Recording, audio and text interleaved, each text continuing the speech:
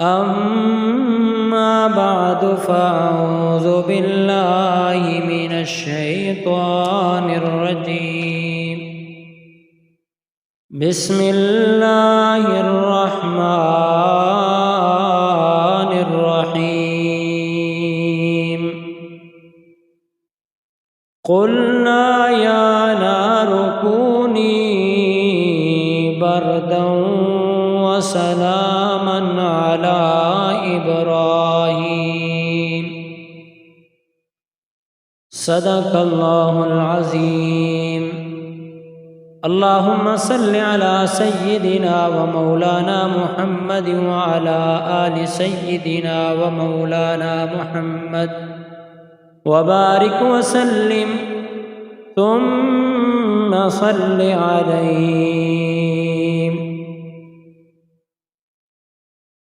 ذی وقار ناظرین،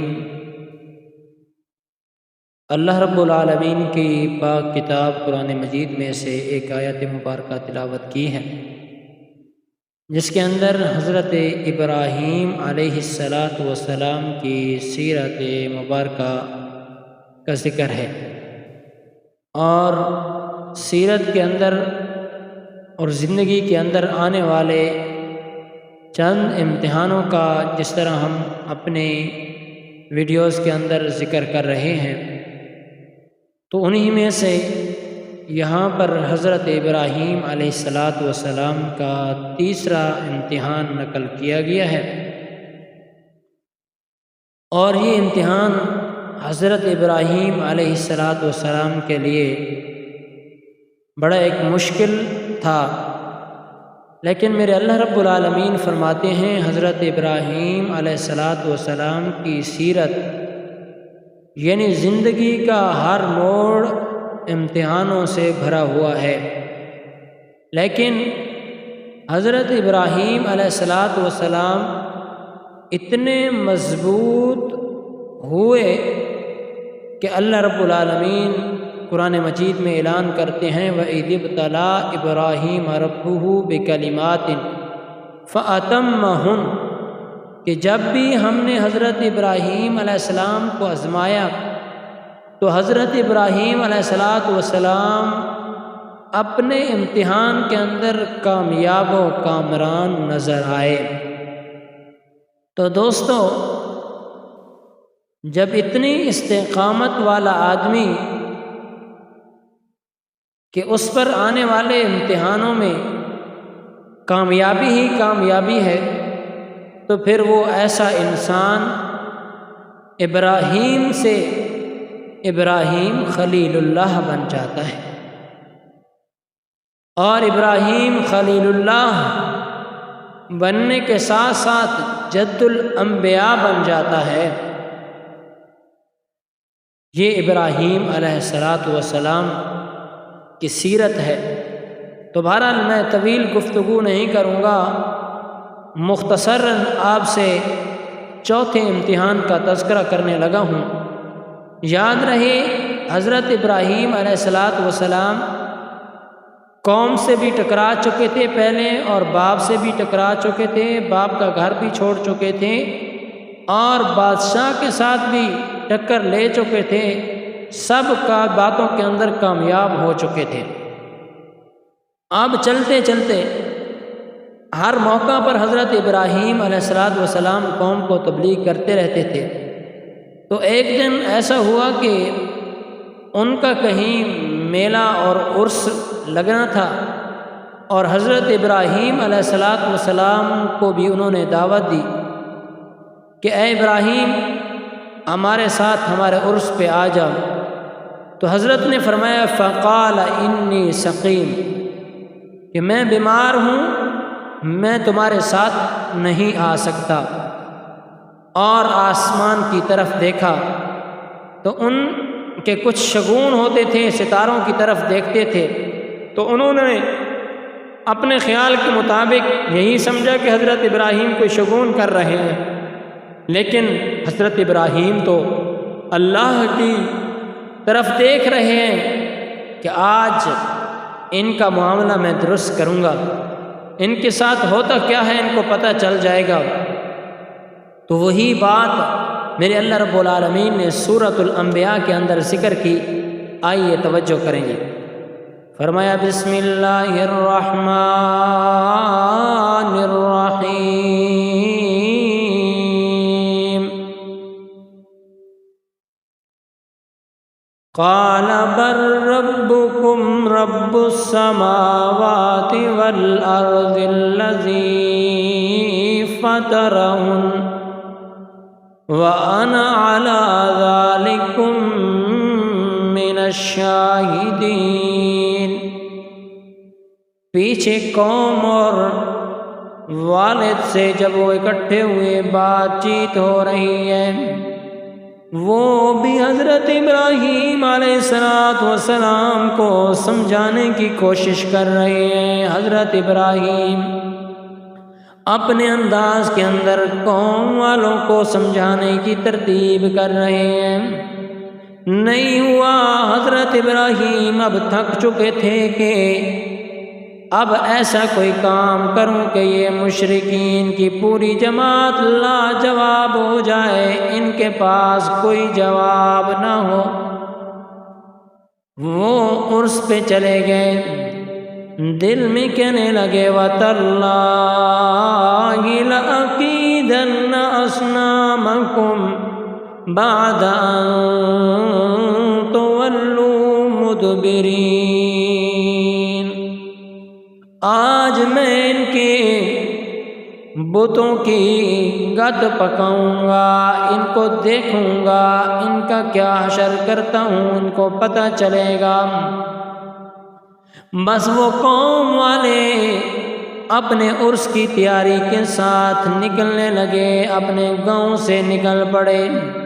حضرت ابراہیم خلیل اللہ نے گھر سے کلہاڑا لیا، کلہاڑا لے کے ان کے بت خانے میں چلے گئے۔ تو اللہ رب العالمین فرماتے ہیں فَجَعَلَهُمْ جُذَاذًا إِلَّا كَبِيرًا لَعَلَّهُمْ إِلَيْهِمْ يَرْجِعُونَ۔ حضرت ابراہیم علیہ السلام بت خانے کے اندر داخل ہوئے، سارے بت جو تھے سب کو ٹکڑے ٹکڑے کر دیا، ناک کان سب کچھ کاٹ کے رکھ دیا، لیکن حضرت ابراہیم علیہ السلام نے ان کے ایک بڑے بت کو بچا دیا۔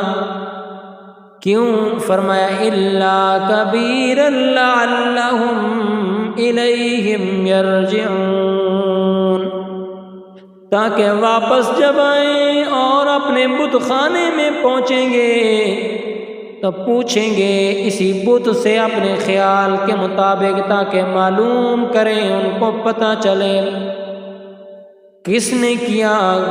وہ مشرک تو یہ سمجھیں گے کہ یہ جو بت بچا ہوا ہے، جس کے کندھے پر کلہاڑا موجود ہے، اس نے چھوٹے بتوں کو، خداؤں کو قتل کر دیا ہے۔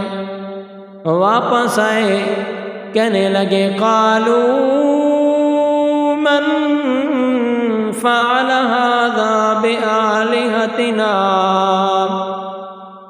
انه لمن الظالمین۔ ہائے، کس آدمی نے ہمارے بتوں کے ساتھ یہ حشر کر دیا، بے شک وہ بڑا ظالموں میں سے ہوگا جس نے ایسا کوئی کام کیا۔ پھر آپس میں باتیں کرتے کرتے کہنے لگے یار اس بت کے اندر کیا طاقت کہ ان کو قتل کرے۔ یہ مشرک اللہ سمجھانا چاہتے ہیں، لیکن مشرک کو بات پھر بھی سمجھ نہیں آتی۔ جو قبر کے نیچے اپنی یتیم اولاد کو چھوڑ کے چلا جائے، یتیم اولاد کر جائے، یا یتیم بچوں پر کوئی ہاتھ سر پہ نہ پھیرنے والا ہو، وہ دوسروں کی کیسے مشکلیں حل کرتا ہے۔ تو دوستو بھائیوں، مشرک کو کبھی بات سمجھ نہیں آتی۔ اللہ کریم فرماتے ہیں قالوا سمعنا کچھ دیر سوچنے کے بعد کہنے لگے یارو ہم نے تو سنا ہے ایک آدمی ہے کہ فتح یذکرہم ہمارے بتوں کے بارے میں بڑی برائی کے ساتھ ذکر کرتا ہے۔ اے دوستو بھائیو میرے سننے والوں توجہ کرو، کیا حضرت ابراہیم نعوذ باللہ ماؤں بہنوں کی گالی دیتے ہوں گے؟ نہیں نہیں نہیں نہیں، بلکہ کہتے وَإِذَا ذُكِرَ اللَّهُ وَحْدَهُ اشْمَأَزَّتْ قُلُوبُ، جب مشرکین کے سامنے غیر اللہ کی نفی کی جائے، بتوں والوں کی نفی کی جائے، قبروں والوں کی نفی کی جائے، وہ اس وقت بھڑک اٹھتے ہیں، ان کے دل غصے میں آ جاتے ہیں اور اللہ کی بات سننے سے، اللہ کی توحید ماننے سے ان کے دل سپڑ جاتے ہیں، آگے ہونے کے لیے تیار نہیں ہوتے۔ تو بہرحال دوستو بھائیو حضرت ابراہیم علیہ السلام کے بارے میں کہنے لگے سارے فتح سمعنا فتح یذکرہم یقال له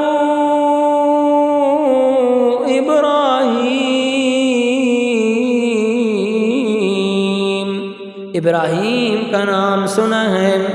بہرحال قالوا فاتوا به على اعین الناس لعلهم یشہدون، پھر دیکھ رہے اور آئے اپنی آنکھوں کو نیچا کرتے ہوئے، فاتوا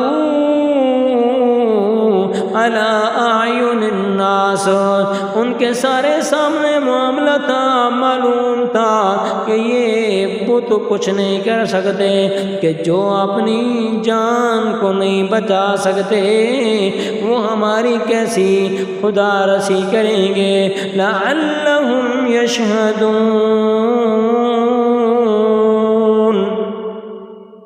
وہ اس بات پر گواہ تھے۔ بہرحال کہنے لگے قالوا انت فعلت هذا بآلہتنا یا ابراہیم، اے ابراہیم تو نے کیا ہمارے بتوں کے ساتھ۔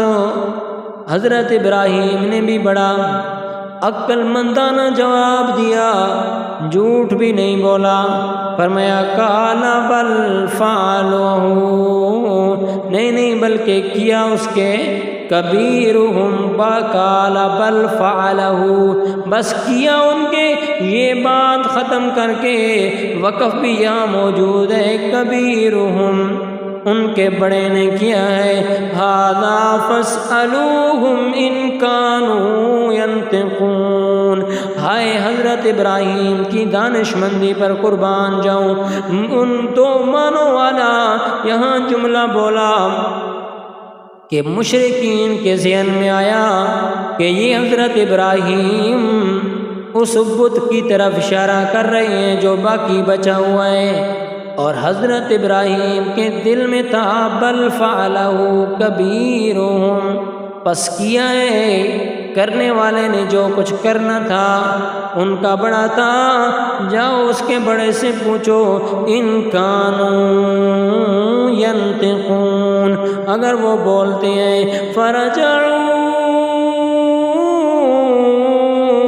الی انفسہم فقالوا انکم انتم الظالمون، فرجعوا اپنے قدموں پہ لوٹ کے آئے، یا الی انفسہم اپنی جان کی طرف، اپنے دل و دماغ کی طرف سوچنے لگے اور خود کو کہنے لگے انکم بے شک تم بہت بڑے ظالم ہو، ایک خدا کو چھوڑ کے غیر اللہ کو پکار رہے ہو جو اپنے آپ کو نہیں بچا سکتے۔ اللہ فرماتے ہیں ثم نکسوا، شیطان انسان کا بڑا دشمن ہے، تھوڑی دیر ٹھہرے اپنا سر نیچے رکھا، بعد میں کہنے لگے لقد علمت ما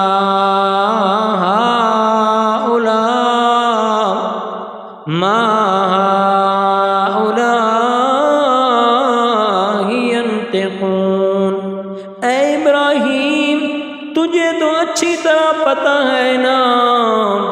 کہ ہمارے یہ بت بولتے نہیں۔ تو پھر حضرت ابراہیم نے فرمایا اب مزہ آئے گا بات سمجھانے میں۔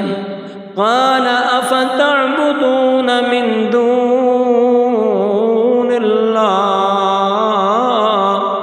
او لوگوں ذرا بتاؤ نا، جب تمہاری بات سنتے نہیں ہیں، تمہیں پتہ ہے بولتے نہیں ہیں، تو پھر اللہ کے علاوہ ان کی عبادت کیوں کرتے ہو؟ ما لا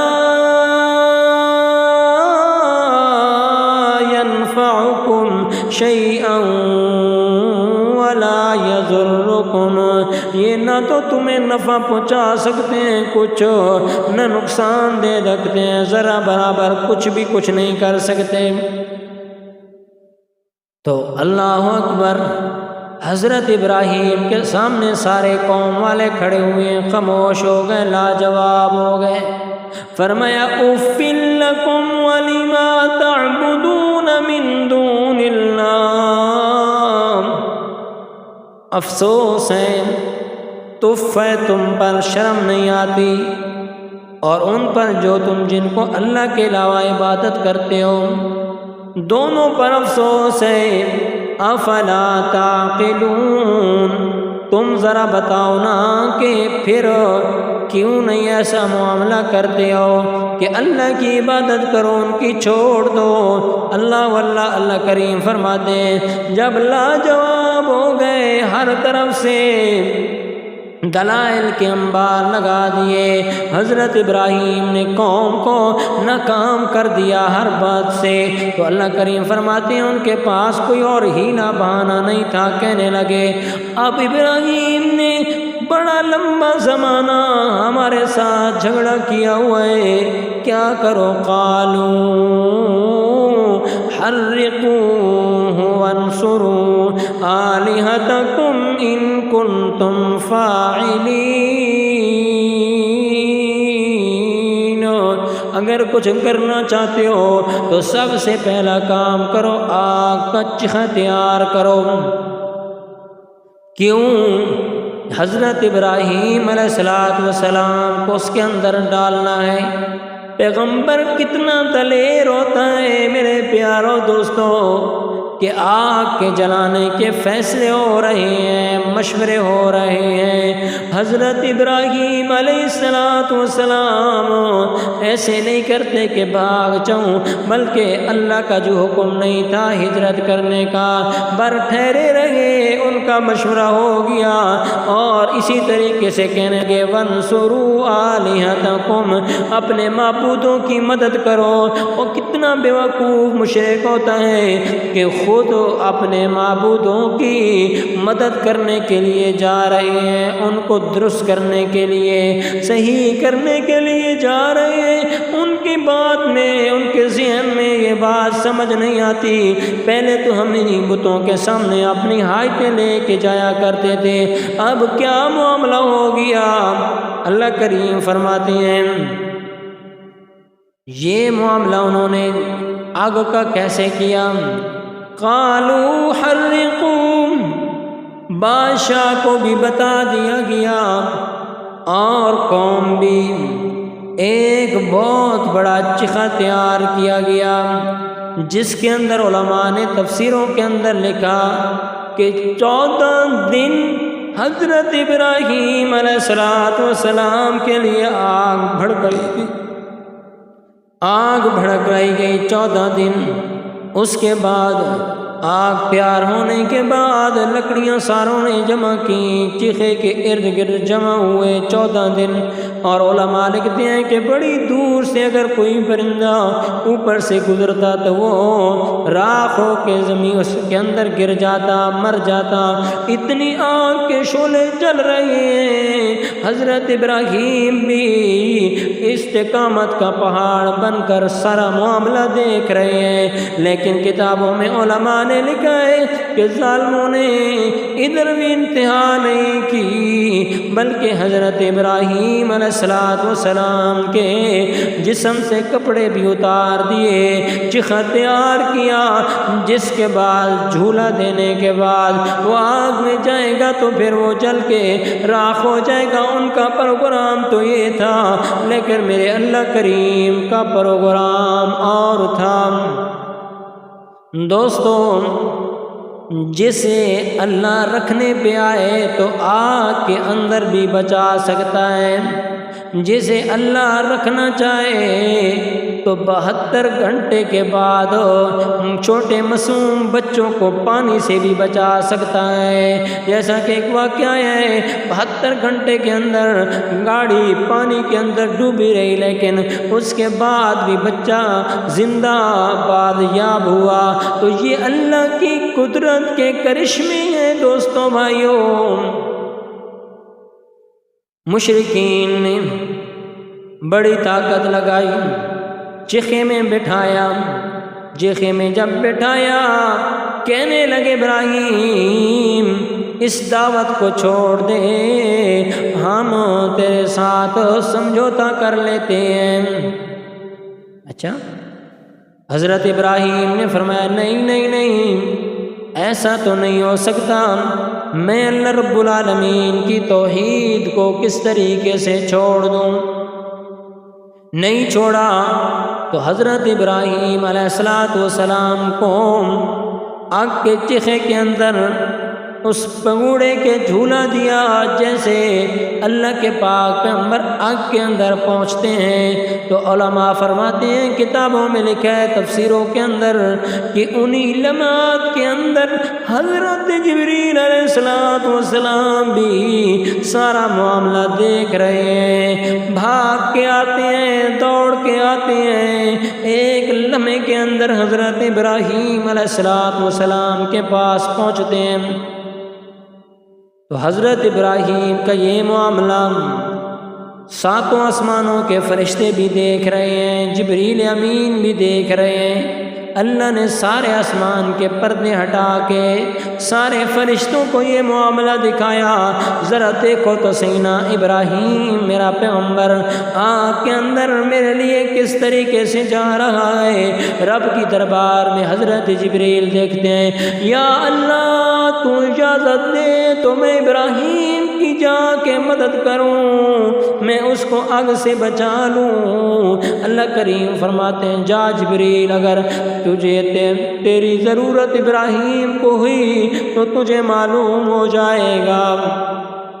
आया आनन फ़नन जिब्रील अलैहिस्सलाम कहने लगे, या इब्राहीम हल लका हाजतुन, क्या मेरे लिए कोई ज़रूरत है, हाजत है, बताओ, एक पर मारूं पूरा आग का चिखा उड़ा के रख कर दूंगा, सारी आग इनके घरों तक पहुंच जाएगी।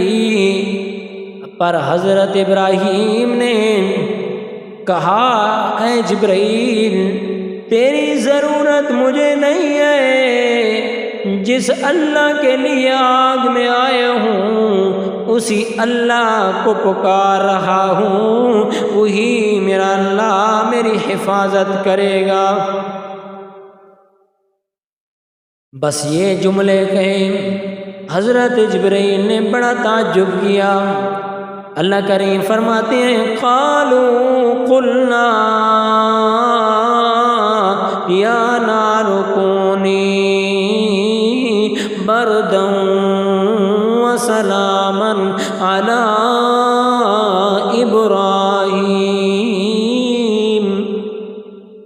हमने आवाज़ दी, ओ आग, आग जवाब देती है, जी रब, या नारु कूनी बरदन, ठंडी हो जा।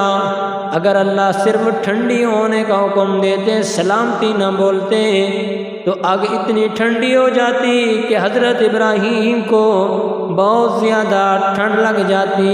लेकिन मेरे अल्लाह रब्बुल आलमीन ने इंतज़ाम ऐसा किया, आग को हुक्म दिया कि ज़हरी तौर पे तो तेरे शोले ऊपर आ रहे हों, ये देख रहे हों, लेकिन अंदर से तू गुलजार बन जा, फूल बन जा, बरदऊं وسلاما علی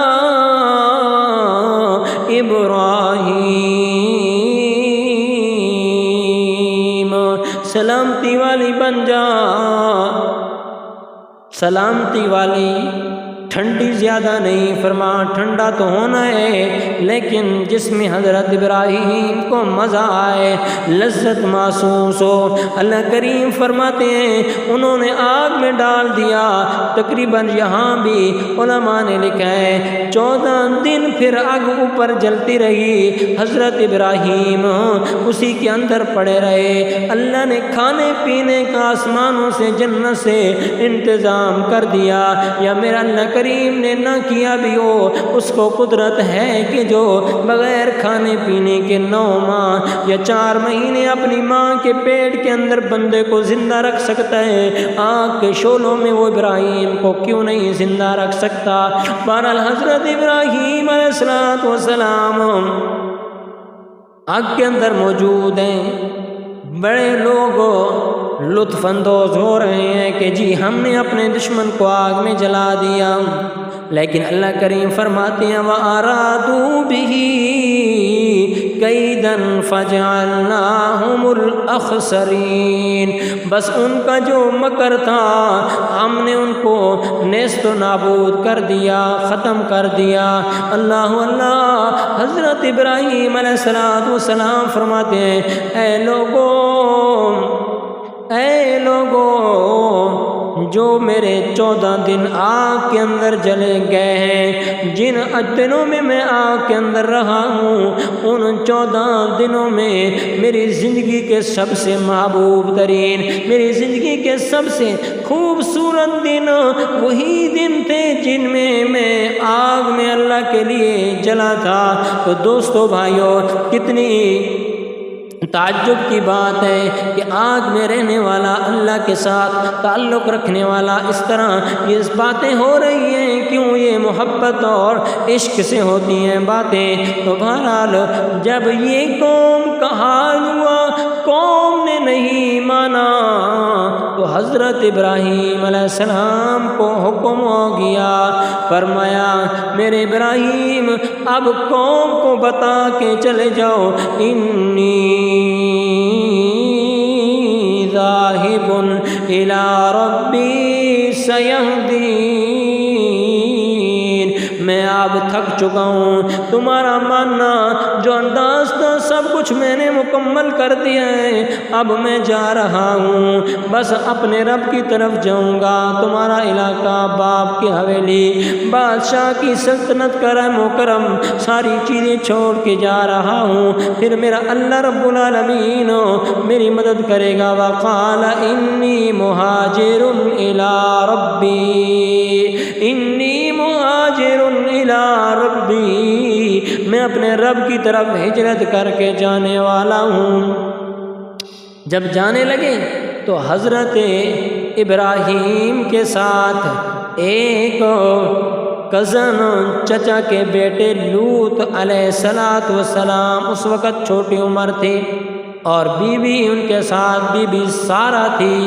یہ 3 بندوں کا قافلہ اللہ کے راستے میں ہجرت کر کے اپنا علاقہ چھوڑ کے جانے لگا، تو اللہ رب العالمین نے یہ حکم دیا کہ بس تم اب ہجرت کرو، تمہارا اتر وقت مکمل ہو چکا ہے، اگلی زندگی میں اللہ تمہاری اور آسان کروں گا۔ لیکن اللہ کی مرضی ہوتی ہے جس طریقے سے رکھے۔ تو اس وقت حضرت ابراہیم علیہ السلام کی 75 سال عمر تھی، بی بی سارہ، حضرت لوط علیہ السلام جو بیٹے ہاران کے تھے، یہ 3 آدمی ہجرت کر رہے ہیں اور شام کو چھوڑ کر ہاران کی طرف گئے، وہاں کچھ عرصہ ٹھکانہ پایا۔ انشاءاللہ اگلی بیان کے اندر انشاءاللہ آپ کے ساتھ ہجرت کا معاملہ، راستے میں کیا کیا مشکلات پیدا ہوئیں وہ بیان کریں گے۔ اللہ تعالیٰ سے دعا ہے اللہ عمل کی توفیق نصیب فرمائے اور سچا عقیدہ اور سچی سیرت حضرت ابراہیم والی عطا فرمائے۔ ربنا تقبل منا انک انت السمیع العلیم وتب علینا انک انت التواب الرحیم۔